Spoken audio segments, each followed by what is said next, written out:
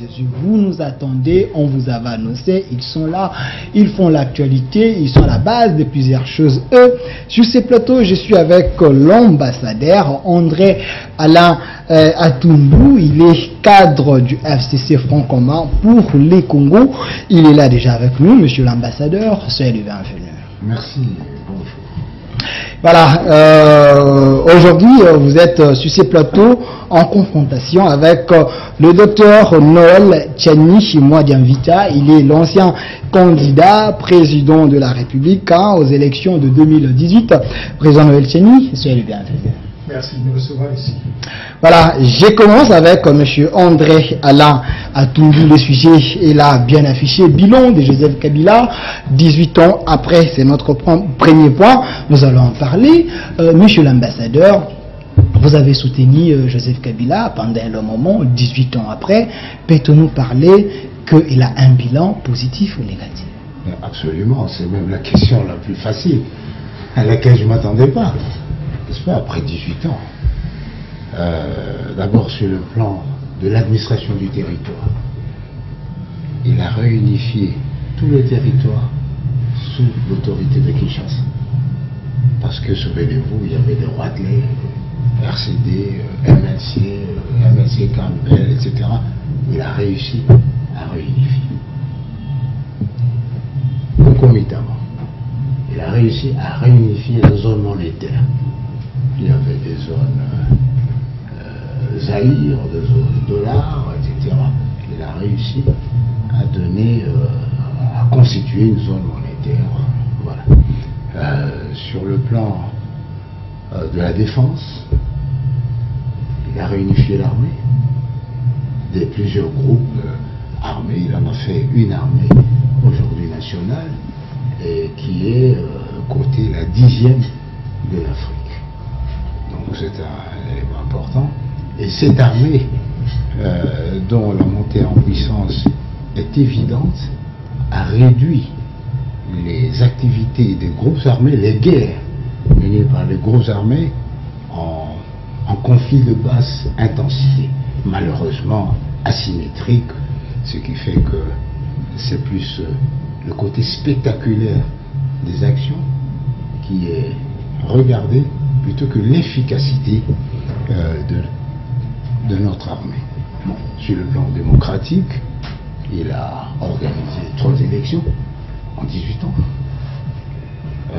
Il a assuré une alternance, il a contribué à l'alternance pacifique du pouvoir et il a redonné confiance en l'homme congolais, en la capacité de ses leaders et même de lui-même de gouverner ce pays et de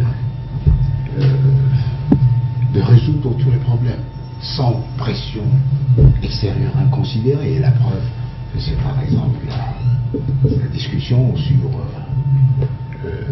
la matérialisation de l'alliance KHFCC.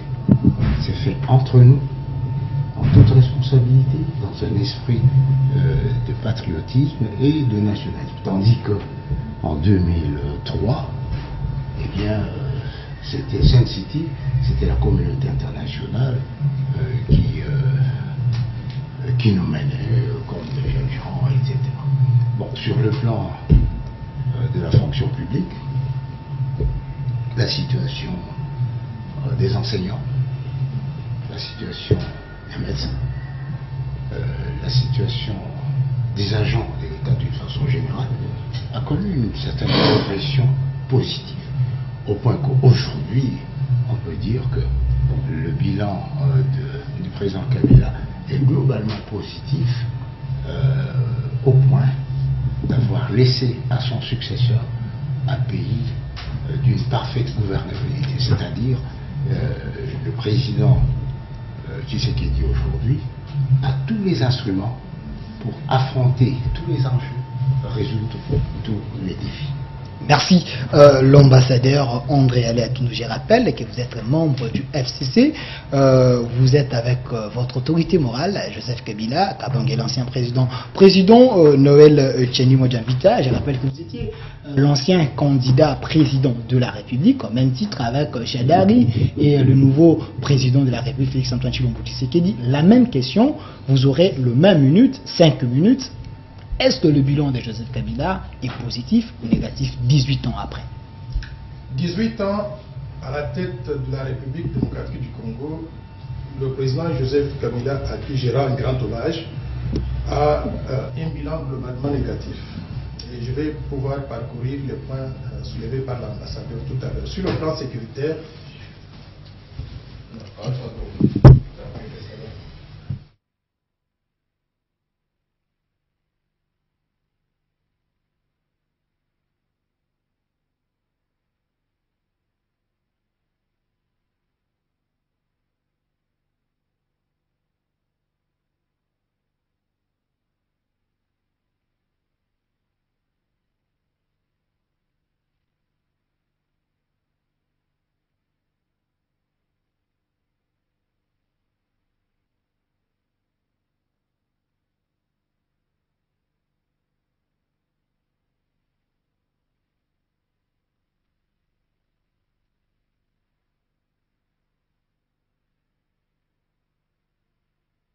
de Joseph Kabila quand même négative, mais devant tout ce que l'ambassadeur vient de dire ici, il a démontré que Kabila a fait des choses énormes. Vous aurez le même temps de minutes et vous lui, bilan négatif?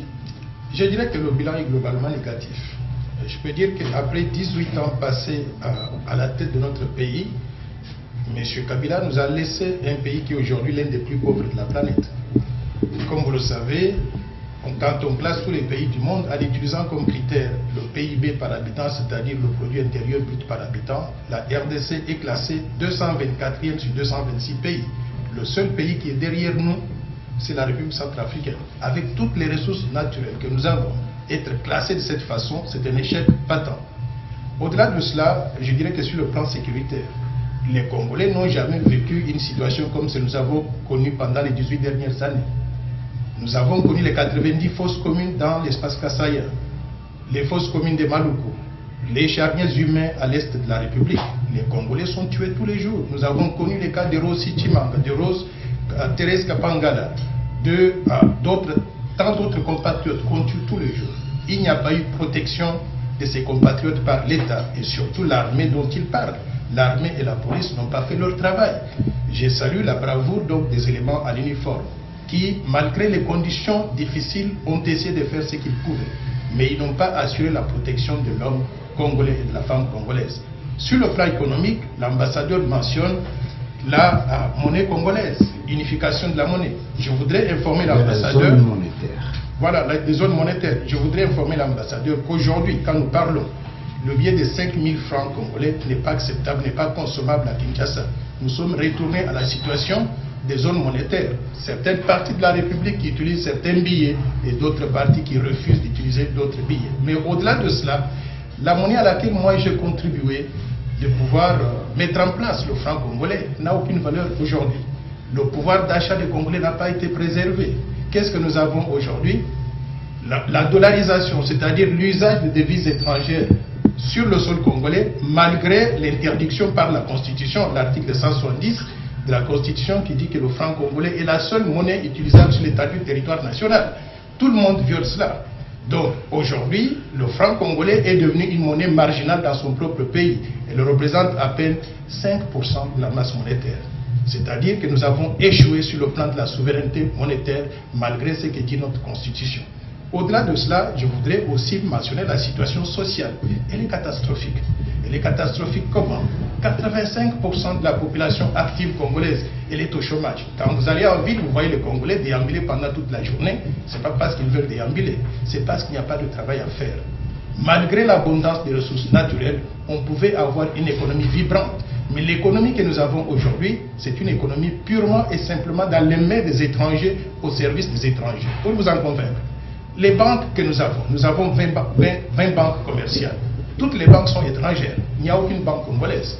Où se trouve l'entrepreneuriat congolais? qu'est-ce que le président Kabila a réalisé pendant les 18 dernières années?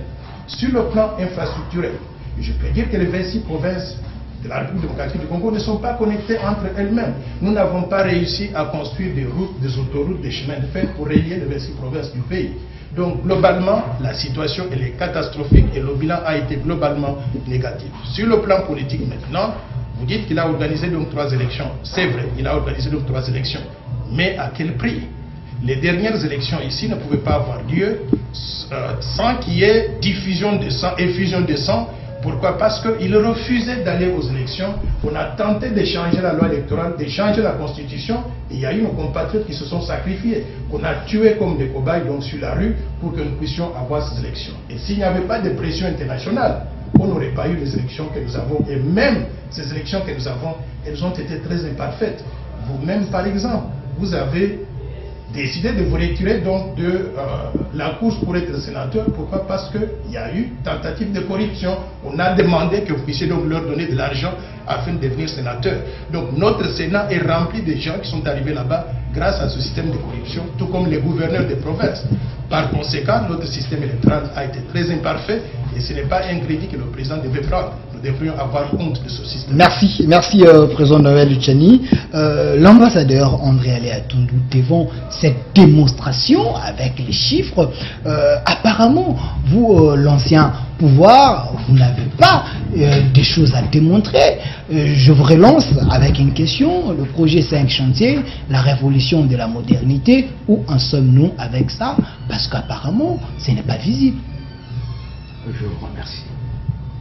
Je voudrais réagir globalement à l'exposé de M. Tiani, qui est plutôt une série de slogans.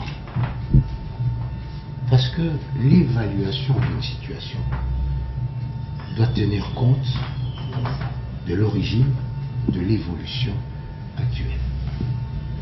M. Tiani n'était peut-être pas ici.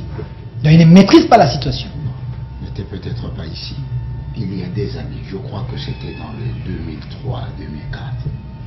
Bien, à partir de 17h, personne ne pouvait traverser le boulevard pour aller du côté du fleuve et inversement.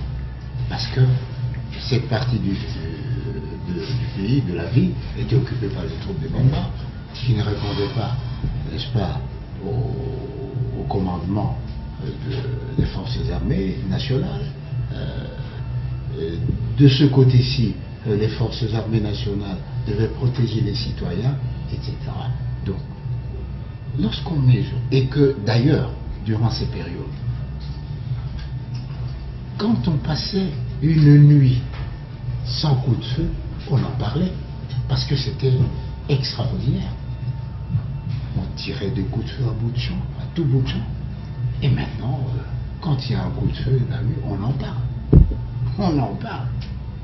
Donc, le jugement de M. Tiani est excessif et, à mon sens, ne reflète pas la réalité sur le terrain. Est animé d'une mauvaise volonté. Sur le plan économique. Non.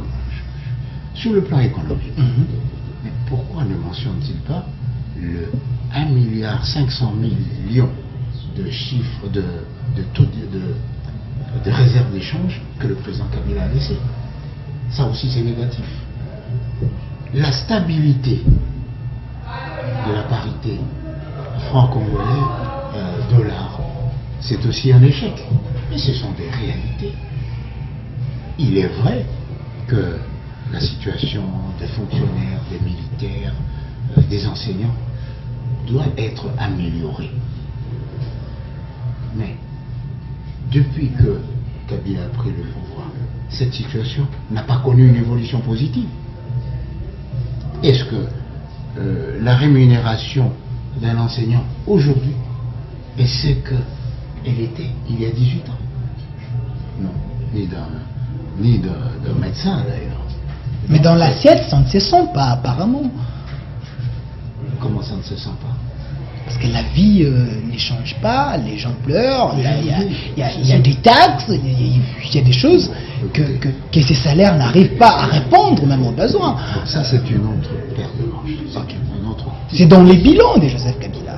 Non, les bilans, c'est ce que je vous montre. Ok. N'est-ce pas? Je vous dis, voilà ce qu'il a fait, ce qu'il a fait, ce qu'il a fait. Il est évident qu'il pouvait faire plus si la Constitution l'avait autorisé à continuer. Et là, je ne partage pas tout à fait l'appréciation de M. Tchani lorsqu'il dit que c'est la pression internationale. Non. Le président Trump vient de dire, à propos d'un pays qui voulait changer la Constitution, il n'appartient pas aux États-Unis de nous imposer le nombre de mandats, le type d'élection, etc. Donc, le président Kabila, j'ai été le porte-parole de la majorité pendant 3 ans et durant cette période exaltante, eh bien, m'a toujours dit, je vais respecter la Constitution et je me suis fait le devoir de le répercuter, aussi bien ici qu'à l'étranger. Mais, par calcul politicien ou par mauvaise foi, les gens ne voulaient pas croire. Et lorsqu'il a dit qu'il y aura passation pacifique de pouvoir, je me souviens, le président, c'était le ministre Mendé, le porte-parole du gouvernement, qui avait parlé d'abord de passation civilisée de pouvoir. Personne ne croyait. Mais maintenant que ces choses sont arrivées, ils doivent quand même apprécier. Parmi le bilan social laissé par le président Kabila, il y a l'absence d'une guerre post-électorale. Vous êtes un homme des sciences, vous savez ce que c'est. Malheureusement, beaucoup de gens ne savent pas le manque à gagner. Beaucoup de gens ne perçoivent pas ça. Mais ça, c'est le manque de morts qui aurait pu survenir. C'est le manque de morts. S'il y avait troubles post-électoraux importants, ici, je crois que nous aurions eu chacun ici 10 gardes du corps, etc. Mais aujourd'hui, mais en plus, la liberté d'expression. La liberté d'expression existe. La liberté d'expression existe. Voilà, merci. Je dis, la liberté d'expression existe, mais celui qui assure la liberté d'expression doit veiller à ce que la liberté d'expression ne gêne pas la liberté d'expression des autres. Merci, monsieur André Aléatoundou, l'ambassadeur. Monsieur Noël Tchani, apparemment, vous qui étiez dans l'opposition, c'est comme si vous êtes animé de mauvaise volonté. Devant tout ce que l'ambassadeur vient de dire, Kabila fait quand même des choses. 5 chantiers, la révolution de la modernité, il a donné les exemples ici. Personne ne pouvait aller en ville parce qu'il y avait Bemba de l'autre côté, il y avait Joseph. Mais non, il y a un calme. Je voudrais regarder 2 ou 3 choses. D'abord, en ce qui concerne la liberté d'expression, elle est de plus en plus effective aujourd'hui. Mais elle est effective depuis que Félix-Antoine Tshisekedi est au pouvoir, pas pendant que Joseph Kabila est au pouvoir. Donc ça, il faudrait qu'on puisse clarifier les choses. Maintenant, en ce qui concerne la situation économique, vous avez dit qu'il y a stabilité du cadre macroéconomique. Stabilité, non. Non, qu'il y a stabilité de la monnaie. De la parité de change. De la parité de change. J'arrive, je voudrais vous dire que je fais partie des gens qui avaient conçu le franc congolais. Quand on a lancé le franc congolais en juin 1998, un franc congolais était l'équivalent de 0,72 cents d'un dollar. C'est-à-dire, en d'autres termes, $1 achetait 1,3 francs congolais. Aujourd'hui, $1 achète 1650 francs congolais. Divisez 1650 à 1,3, vous obtenez un taux de dépréciation monétaire sur la période depuis 1998 de 120 000%, s'il vous plaît. La monnaie a perdu toute sa valeur et ne vaut rien aujourd'hui. Et c'est pour ça que les Congolais se sont réfugiés derrière l'usage de monnaies étrangères. C'est ce qu'on appelle la dollarisation. C'est la première chose. Maintenant, en ce qui concerne les réserves d'échange, je veux que les Congolais comprennent une chose, que les réserves d'échange sont le reflet de ce que l'économie est en train de générer. Alors, qu'est-ce que nous avons, nous, comme économie? Nous avons des potentialités économiques énormes. 1100 minéraux et métaux précieux différents, d'une valeur estimée à 38 000 milliards de dollars. Malgré cette situation-là, qu'est-ce que nous avons? On trouve 1 milliard de dollars de réserves d'échange, à comparer par exemple avec le Nigeria, 45 milliards de réserves d'échange. Pourquoi nos réserves d'échange sont très petites? Pourquoi? Parce que toutes les recettes qui devaient aller dans les caisses de l'État sont détournées d'une façon ou d'une autre. C'est ce qu'on appelle la mauvaise gouvernance. Vous savez qu'il y a eu le président Thabo Mbeki qui avait conduit une mission du panel des experts africains ici en 2013. Qu'est-ce qu'il avait conclu à la fin de la mission? Que 85% des revenus des ressources naturelles ne vont pas dans les budgets nationaux, ça va dans des poches des privés. détournés à travers la corruption, la prédation des ressources naturelles, le détournement des fonds publics. Conséquence, la Banque centrale ne pouvait pas avoir des réserves d'échange parce que tout est détourné par ces mécanismes-là. Alors, maintenant, je voudrais aussi que vous sachiez une chose. Le budget national de notre pays est aujourd'hui le plus bas d'Afrique.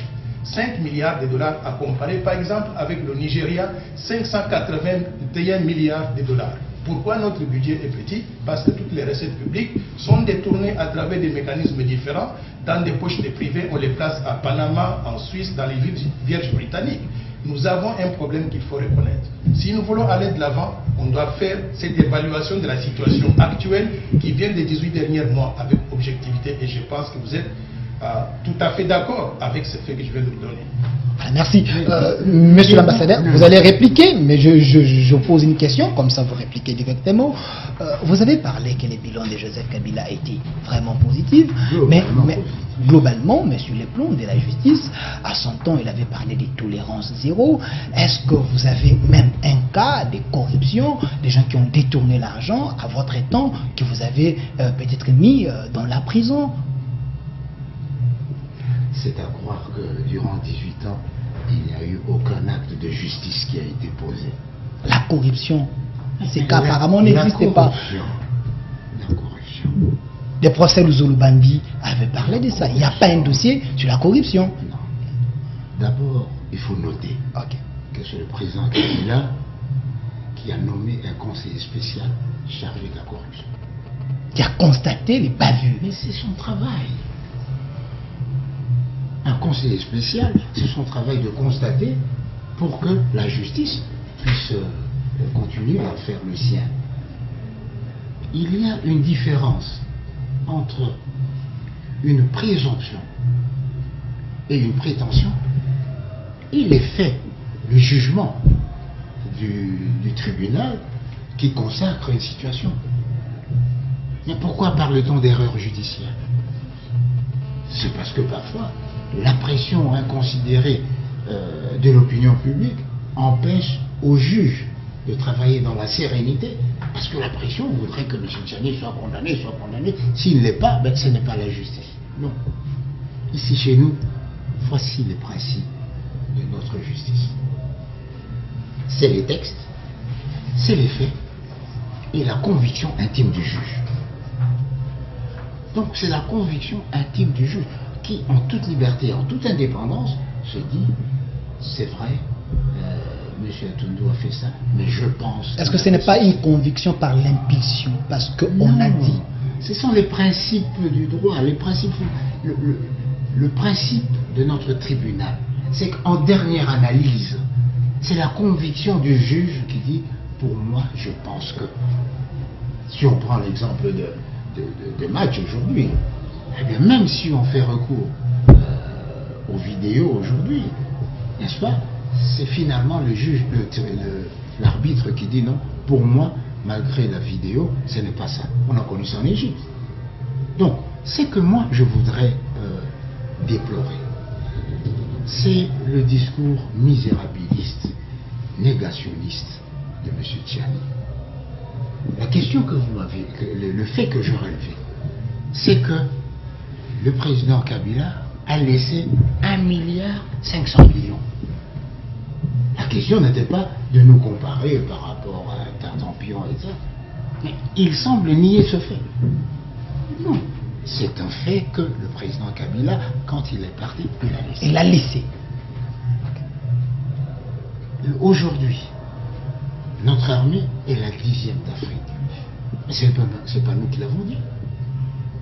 N'est-ce pas? Ce sont des instituts spécialisés qui ont dit, tiens, depuis, ils ont monté, etc. Ils sont la 10e armée. Ce sont des faits. Mais la liberté d'expression, elle est réelle.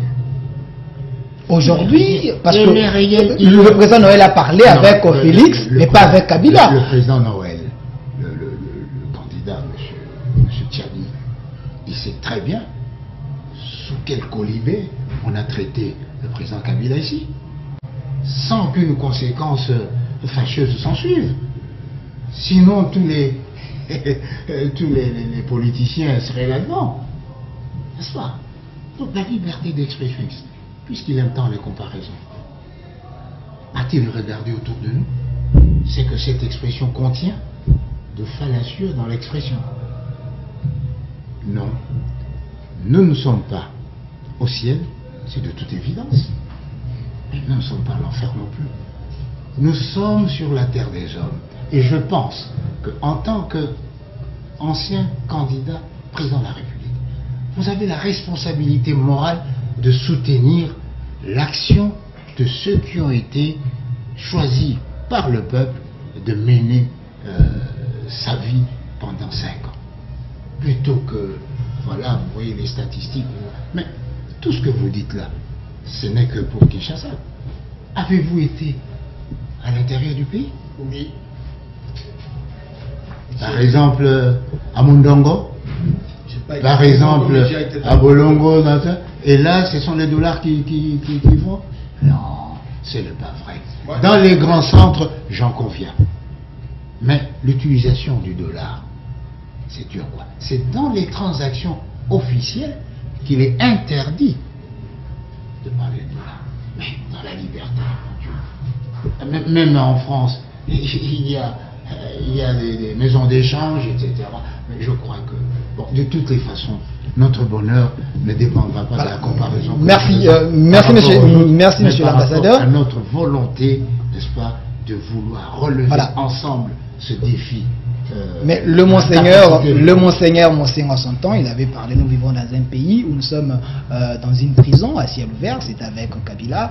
Et voilà, le président Noël Tchani, sur le plan éducatif, quand même, la Constitution avait prévu la gratuité de l'enseignement à l'époque de Kabila. Est-ce que, voyez-vous, que cela s'était mis en pratique? Je vais parler de l'éducation tout à l'heure, mais je voudrais juste recadrer 2 choses. En ce qui concerne les réserves d'échange, elles sont de 1,1 milliard de dollars aujourd'hui. C'est un fait, je ne le nie pas, c'est un chiffre. Je considère simplement que, avec l'abondance des ressources naturelles que nous avons, nous pouvions avoir beaucoup plus de réserves d'échange, 50 fois plus que ce que nous avons aujourd'hui, si les fonds n'étaient pas détournés à travers des mécanismes différents, corruption, prédation des ressources naturelles, détournement des fonds publics. Donc, s'il y avait mauvaise gouvernance, le Congo aurait plus de réserves d'échange, aurait un budget beaucoup plus grand. Pardon, s'il y avait mauvaise gouvernance. S'il n'y avait pas mauvaise gouvernance, j'ai dit bien, merci de me corriger. S'il n'y avait pas mauvaise gouvernance, on aurait beaucoup plus de réserves d'échange, on aurait un budget beaucoup plus costaud pour nous permettre de financer les différents projets de développement, y inclut la gratuité de l'enseignement par exemple. Le président Kabila n'a pas assuré la gratuité de l'enseignement. Et d'ailleurs, sous son régime, je peux vous dire que l'éducation a été totalement abandonnée. L'éducation et la santé. Je voudrais vous donner quelques indicateurs. Si vous allez juste à côté du palais de la Nation, derrière l'hôtel Pullman, vous voyez un hôpital public qui s'appelle Clinique Quinoise. Clinique Quinoise, maintenant. Cet hôpital, entrez dedans, vous allez voir comment les conditions sont complètement délabrées. Allez à côté, Clinique Ngaliema, même chose. Et là, nous sommes à Kinshasa, à quelques minutes du palais de la Nation. Mais maintenant, déplacez-vous pour aller à Nganajika. L'hôpital général de Nganajika, totalement abandonné. À l'Équateur, sur l'ensemble du territoire national, c'est la même chose. Il n'a pas assuré la gratuité de l'enseignement, il n'a même pas maintenu les infrastructures scolaires et universitaires en condition pour être compétitives. Je voudrais vous donner le classement des universités africaines. Parmi les 200 grandes universités africaines, il n'y a aucune université congolaise. C'est une honte pour nous. Des petits pays autour de nous ont des universités qui sont considérées meilleures que les nôtres. Ce que ça veut dire, c'est quoi? C'est que l'enfant congolais qui sort des universités n'est pas comparable à d'autres enfants africains qui sortent donc de leurs universités qui sont meilleures que les nôtres.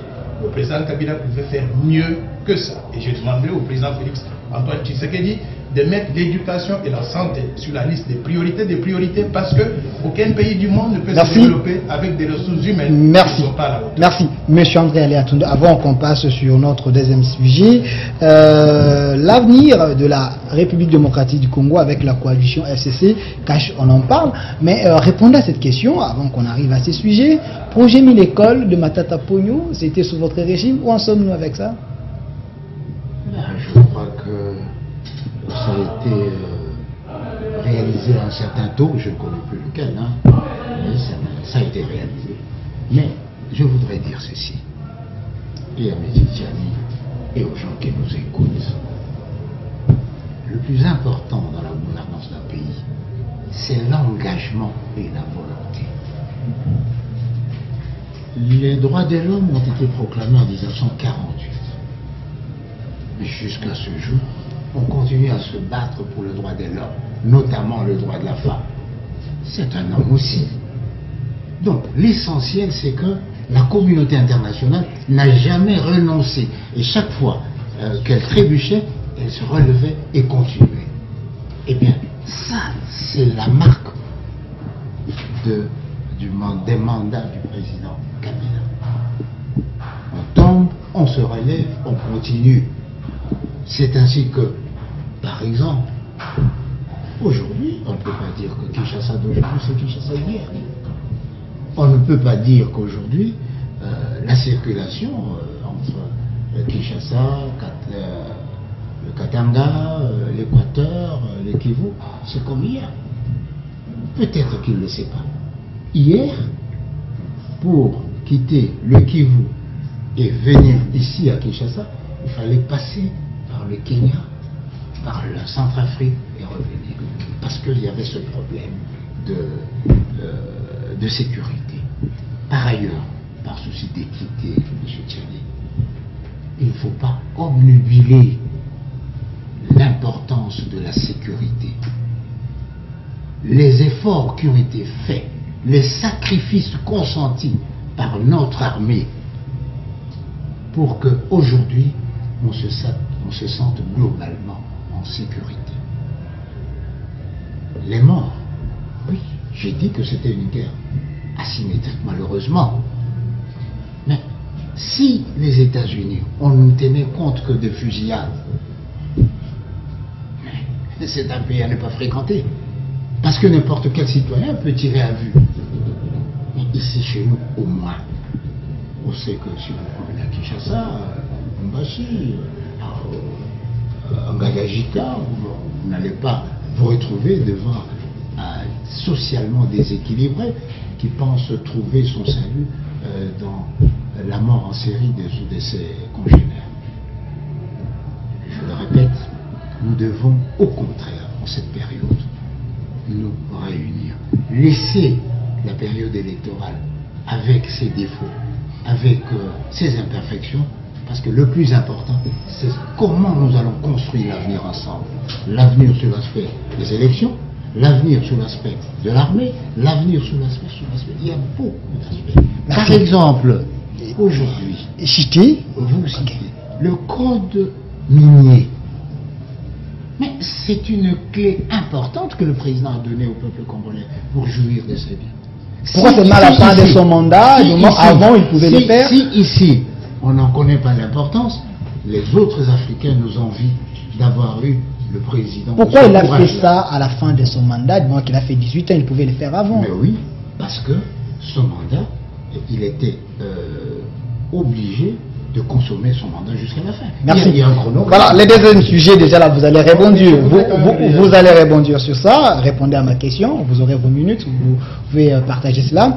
La coalition FCC-CAJ, est-ce que cette coalition, c'est pour sauver la nation, ou pensez-vous que c'est une coalition contre nature? Très belle question, mais je voudrais quand même donc parler de l'armée, parce que je ne voudrais pas laisser l'impression que... Vous avez 5 minutes, gérez votre minute. Je voudrais saluer les hommes et les femmes en uniforme pour le travail extraordinaire qu'ils font pour protéger nos frontières, mais également pour sécuriser les Congolais, malgré les conditions difficiles. Des conditions difficiles parce que vous avez parlé des brassages de toutes ces armées rebelles, mais depuis qu'on les a mis ensemble, beaucoup de nos forces armées, beaucoup de nos hommes et de femmes en uniforme n'ont pas eu accès à une formation adéquate. Ils n'ont pas été équipés comme il le faut, mais surtout, le plus important, ils n'ont pas bénéficié des rémunérations qui pouvaient leur permettre de pouvoir défendre la République, et sachant bien sûr qu'avec leurs rémunérations, ils peuvent supporter correctement donc leur famille. Je voudrais demander encore une fois de plus qu'on améliore les conditions des militaires, des policiers, des agents de sécurité, parce que la sécurité de notre pays, c'est l'élément principal, le préalable principal au développement économique et social, pour en profiter à tout le monde. Okay. Maintenant, vous avez parlé du code minier. Le code minier, d'ailleurs, je me demande pourquoi les Congolais considèrent, ou bien les gens considèrent que le code que nous a laissé est le meilleur qu'on pouvait avoir. Je voudrais vous dire je n'ai que dans pas dit d'autres que pays, c'était le meilleur. mais moi je voudrais donner au peuple congolais le meilleur code possible. Et je voudrais vous dire une chose, c'est que dans d'autres pays, non pas simplement en Afrique, mais à travers le monde, il y a des codes miniers qui sont beaucoup plus attractifs pour les peuples de ces pays-là. Par exemple, le Nigeria. Aucune entreprise étrangère ne peut faire des affaires là-bas si elle n'a pas cédé aux nationaux, soit à l'État, soit au privé, au moins 49% des actions dans cette compagnie-là. Ce n'est pas l'exigence que nous avons ici. Donc notre code a un chemin à parcourir avant qu'il ne soit totalement en faveur du peuple congolais. Mais le peu qu'on a fait, je salue donc ces efforts-là, mais il reste beaucoup à faire et ce que nous avons n'est pas du tout parfait. Maintenant, en ce qui concerne l'avenir de FCC Cash, c'est une coalition. L'avenir de la RDC avec cette coalition, FCC Cash, est-ce que c'est une coalition contre nature ou comment? D'abord, je voudrais demander à monsieur l'ambassadeur, parce que lui, il est beaucoup plus proche de ces choses-là que je l'ai été, qu'il nous dise en quoi consiste le deal entre le FCC et le Cash, parce que moi, je ne connais pas les détails.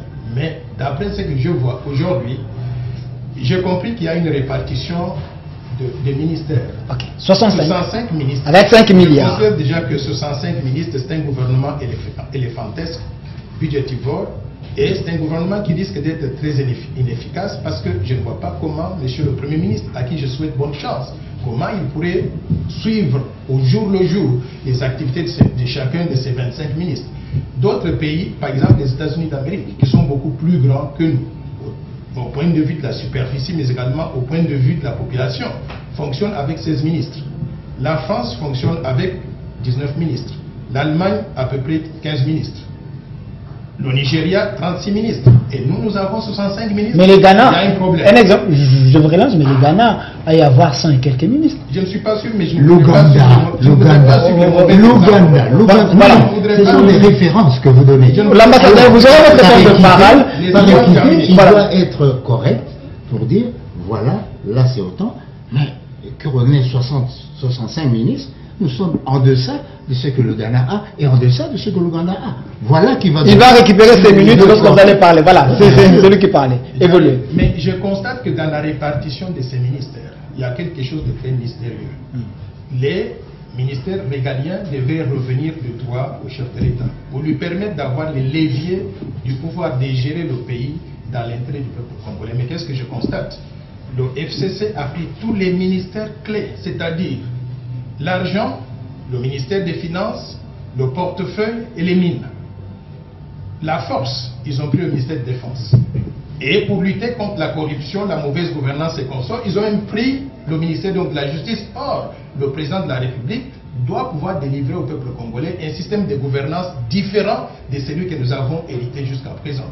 Donc, moi, j'aurais souhaité sincèrement qu'on puisse revoir cette répartition-là. Parce que si on est partenaire FCC et Cash, il serait tout à fait indiqué qu'on puisse donner au président de la République les leviers du pouvoir pour qu'il puisse transformer le pays, couper avec la mauvaise gouvernance. Vous reconnaissez que jusqu'à présent, on a eu un système qui n'a pas été considéré comme étant la bonne gouvernance.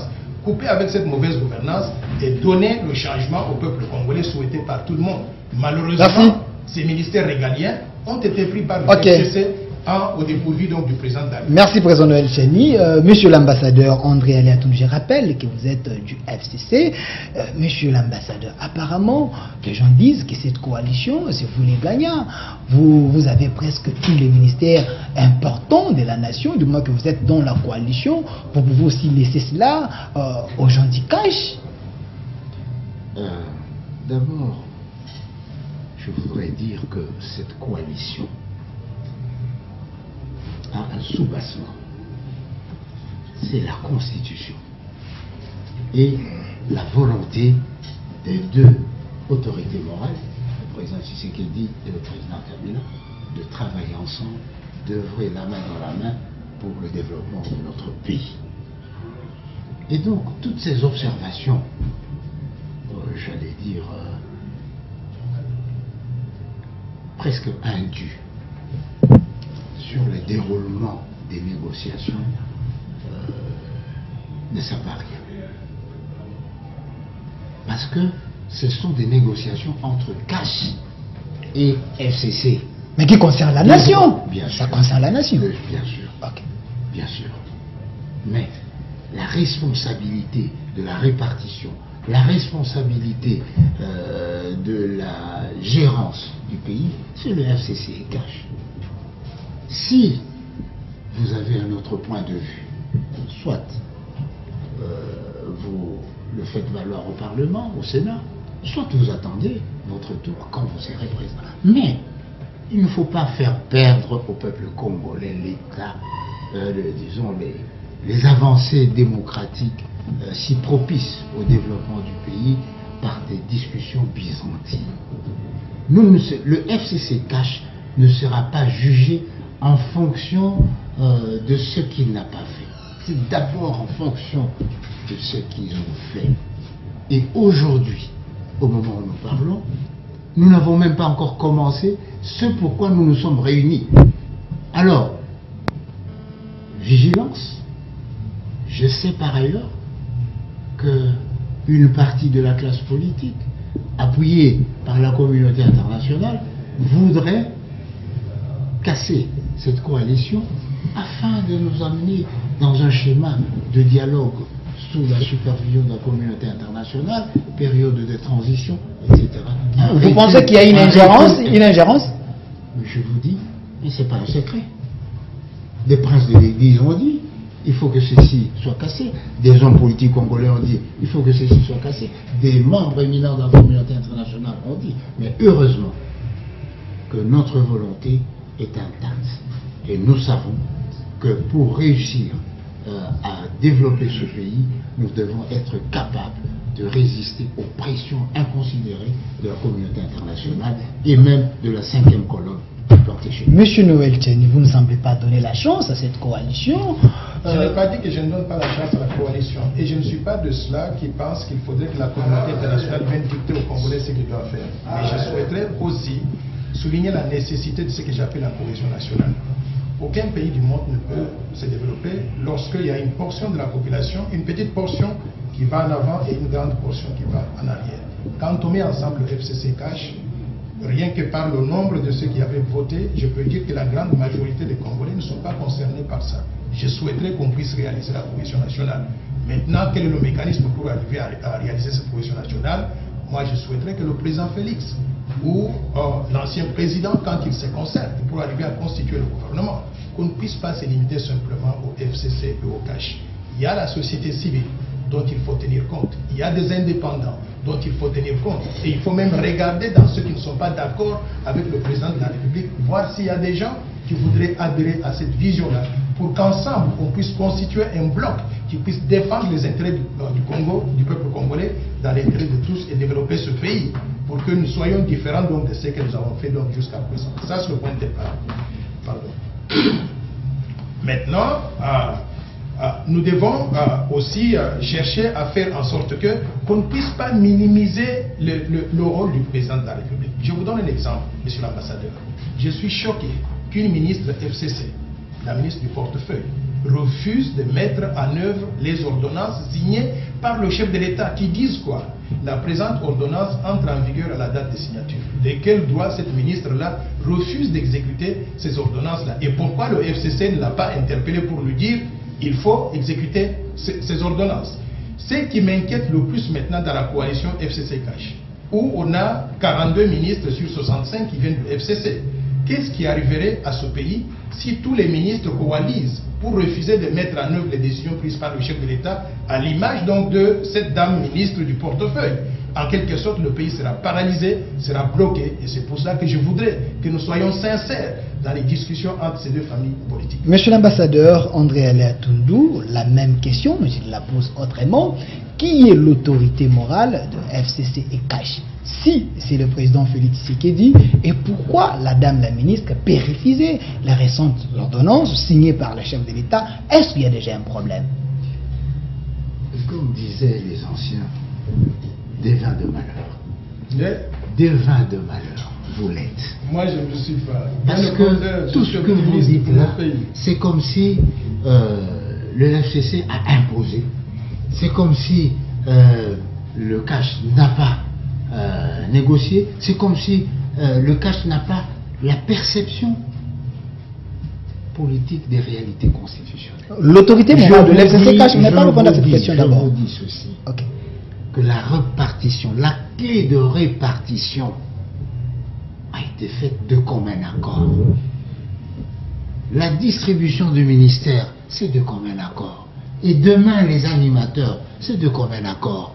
Si d'aventure, eh bien, vous êtes choisi ministre et que le président Tshisekedi dit non, vous ne serez pas ministre. Si l'autorité morale du FCC dit non, pas celui-là, vous ne le serez pas.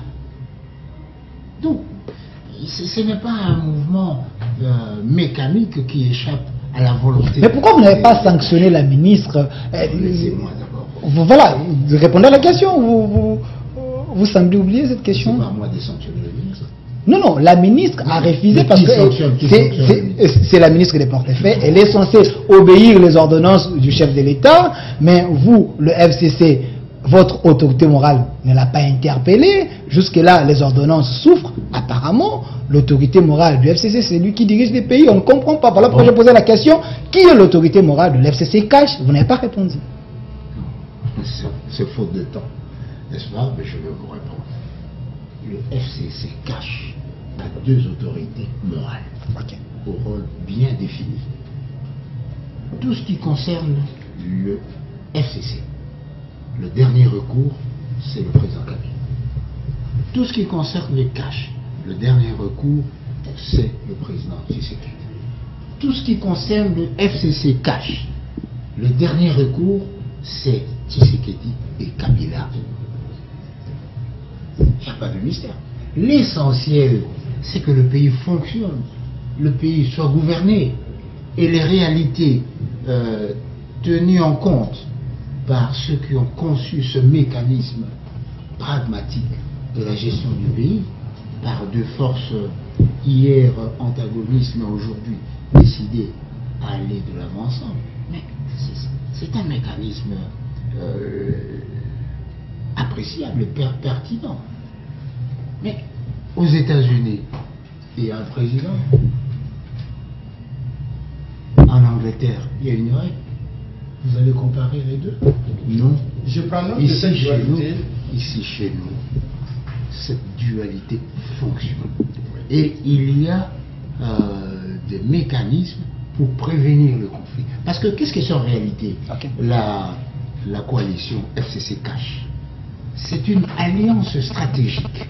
Et une alliance stratégique a deux éléments fondamentaux.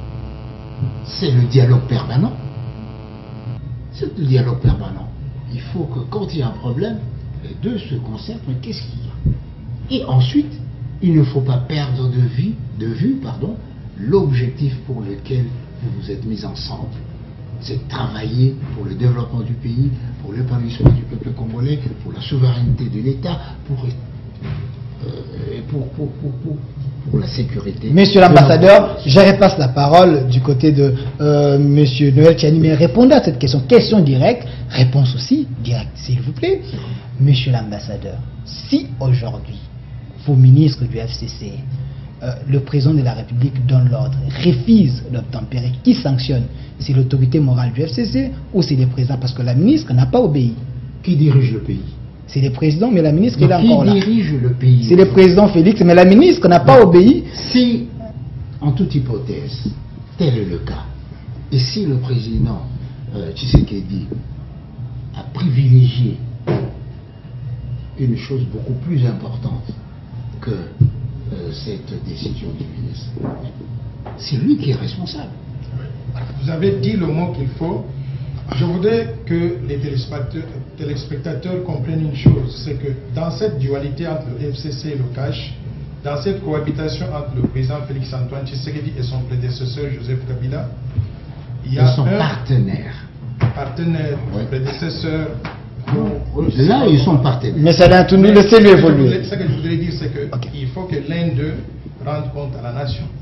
Un de deux va être comptable devant la nation. Non, une seule personne. Non, laissez-moi finir d'abord. Une seule personne. Laissez-moi d'abord finir. Voilà, vous êtes protégé par moi. À la fin de l'année, il y aura quelqu'un qui va prononcer le discours sur l'état de la nation, qui va rendre compte au peuple congolais de si on a fait des progrès ou on n'a pas fait des progrès et pourquoi on n'a pas fait des progrès. Cette personne-là s'appelle président Félix Antoine Tshisekedi. Absolument. Il faut lui laisser donc la liberté de prendre toutes les initiatives qu'il faut. Selon vous, il n'a pas la liberté? Il est président.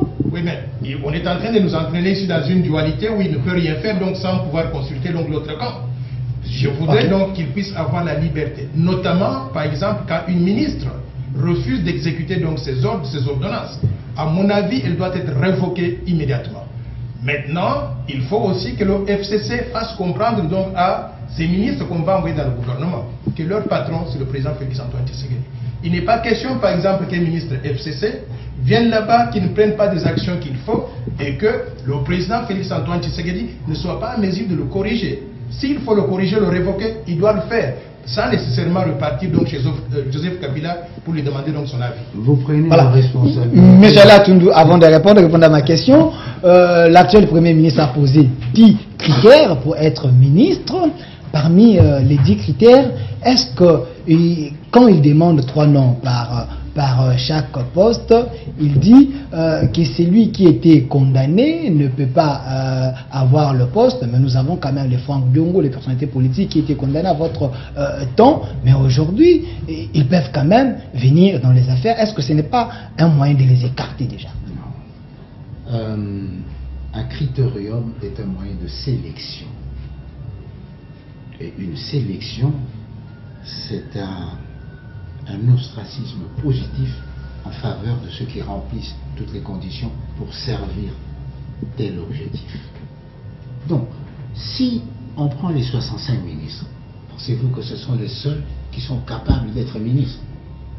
Non. Je le répète, nous ne sommes pas réunis pour les postes, pour nous partager le poste. C'est pour travailler ensemble pour le développement de notre pays, sous la responsabilité constitutionnelle du président Tshisekedi.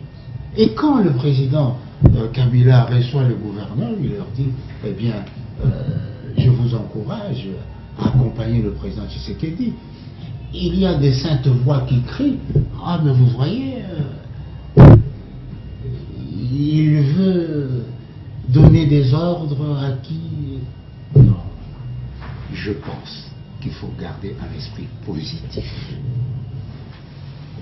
Tout ce que vous dites, je crois que les négociateurs ont eu à affronter des handicaps ou même des écueils beaucoup plus difficiles que ce que vous et moi, qui ne sont pas des négociateurs, pouvons évoquer. Et si, en dernière analyse, on est arrivé à cette clé de répartition, parce que n'oublions pas que d'après la Constitution, nous avons une majorité absolue qui nous donne le droit de cohabiter plutôt que de coaliser. Mais une majorité contestée par l'ancienne opposition, parce que vous l'avez de la manière que tout le monde peut... Ça, ce sont des présomptions hautement réfragables, eh bien, qui relèvent beaucoup plus des frustrations des personnes ayant échoué, plutôt que des gens animés de la volonté de mener la nation et le peuple à l'avant. Merci. Président Noël Tcheni, est-ce que pensez-vous que les négociateurs du cash ont mal négocié? Parce que selon les quotas, avec 50 députés, ils pouvaient avoir au moins 6 postes de ministère, mais ils sont quand même à 23. Les FCC a la bonne foi de laisser quand même à ses compagnons. Comme je l'ai dit tout à l'heure, je pense que la répartition entre les deux formations politiques devait être beaucoup plus équitable que ce que nous avons aujourd'hui. Et en plus de cela aussi, en plus de ces deux formations politiques, si tout le monde avait l'intérêt du peuple congolais à cœur et pas simplement l'esprit de partage donc, du gâteau, on devait réserver aussi certains postes dans ce gouvernement aux indépendants, à la société civile, pour qu'on puisse amener tout le monde. Mais les tickets, c'est le FCC et cash. Il faut être, soit vous êtes du cash, soit vous êtes dans les FCC pour être dans ces gouvernements. Je vous ai dit qu'ils disent eux-mêmes qu'ils veulent réaliser la cohésion nationale. Nous devons tous nous mettre ensemble pour développer le Congo au profit de tous. On ne fait pas cela en se réservant tous les postes et en excluant la grande majorité. C'est la dictature, c'est congolaise. C'est la dictature. Je ne veux pas appeler cela dictature ou quoi, mais je constate simplement que c'est ça qui est en train d'être fait. Et si cela est fait, aussitôt qu'on annonce la composition du gouvernement, vous allez voir ce qui va arriver. Il y aura tout plein de gens encore qui vont commencer à protester Pourquoi? Parce qu'ils n'ont pas été inclus. Les groupements politiques ne seront pas inclus. Par conséquent, moi je voudrais pour une fois qu'on puisse créer les conditions de paix et de sécurité durable, du développement économique et social durable, qui puisse profiter de façon longue, de façon indéterminée, illimitée au peuple congolais. On ne va pas y arriver si on prend tout et on exclut la grande majorité de la population. J'invite encore, parce que vous avez parlé donc de la dualité, le président Félix Antoine Tshisekedi, parce que c'est lui le numéro 1 de cette coalition, et aussi son coéquipier, le président Joseph Kabila, de pouvoir ouvrir les portes pour que tout le monde soit inclus. L'exclusion ne va pas nous avancer, ça ne va nous amener. Merci, président Noël Tcheni.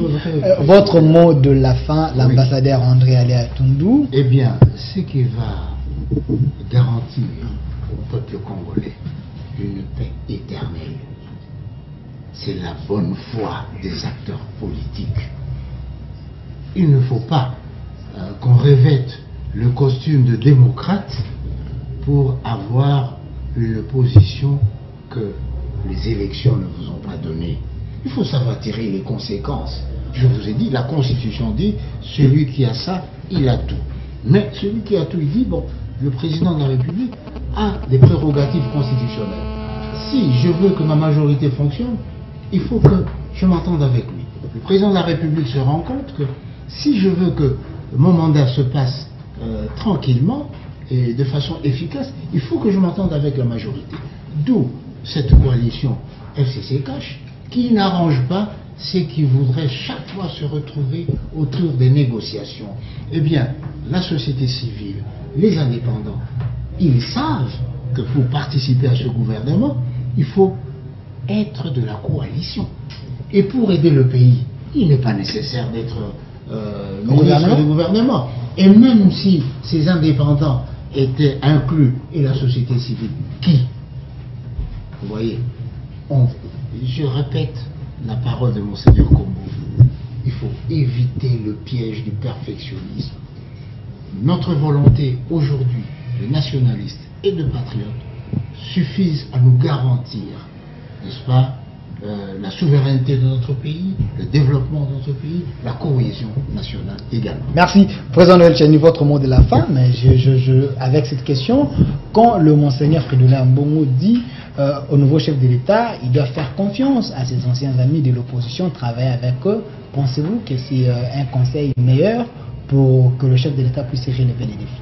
Je pense que ce conseil cadre bien avec ce que j'appelle la cohésion nationale. Donc on doit regrouper tout le monde. Au lieu de diviser, nous devons rassembler tout le monde. Donc, à son point de vue, va dans le même sens que ce que moi je prends aussi. Je voudrais aussi souligner une chose, c'est que pour que nous puissions aller de l'avant, il faut que le Congo puisse avoir la paix et la sécurité. Et il faut que les Congolais se réconcilient avec eux-mêmes. La réconciliation nationale, elle est très importante. Donc, si on a toujours l'habitude de penser que quand on est au pouvoir, on prend tout et on au-dessus les autres, on ne va jamais avancer. Mais le plus important ici que je voudrais souligner, c'est ceci, c'est que la situation de notre pays aujourd'hui montre que dans le passé, la gouvernance ne nous a pas amené au développement souhaité. On ne peut pas reprendre les mauvais gestionnaires d'hier, les remettre en poste et recommencer à zéro. Et le mélange entre l'ancien et le nouveau, lorsque l'ancien a été mauvais, ça ne peut pas nous donner ce que nous souhaitons pour pouvoir diriger le Congo dans l'intérêt de tous.